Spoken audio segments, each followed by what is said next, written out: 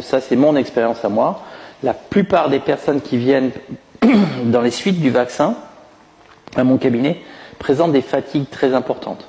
On a l'impression qu'ils sont très fatigués, même très las, ils n'ont plus envie de faire quoi que ce soit, ils sont vraiment apathiques, ils n'arrivent plus à faire un effort, ils sortent plus.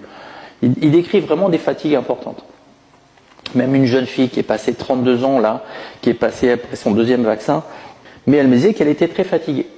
Donc je fais des analyses de sang chez ces patients, systématiquement. Je vois régulièrement des D-dimères qui sont très élevés. Il faut faire les D-dimères chez toutes les personnes qui sont vaccinées. Les D-dimères est normalement un facteur pour rechercher les thromboses, pour rechercher une phlébite, pour rechercher une embolie pulmonaire. Ces D-dimères, moi, avant le vaccin, j'avais jamais vu des D-dimères supérieurs à 2500. C'était déjà catastrophique. On avait déjà une grosse suspicion de thrombose avec des D-dimères à 2500. La limite est à 500. Normalement. Et à 2500, on est à 5 fois plus élevé, donc on avait régulièrement.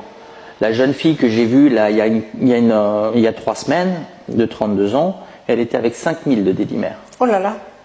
Et avec une CRP à 50. La CRP, c'est aussi 10 fois plus élevé.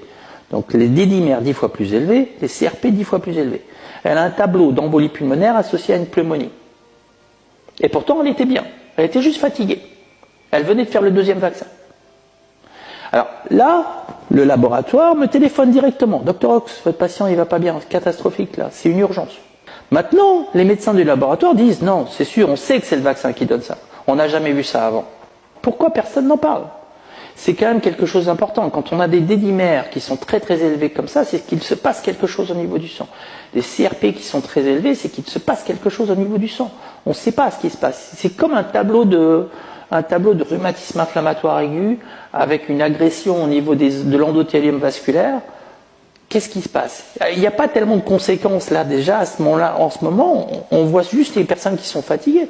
Mais qu'est-ce que ça va donner à l'avenir?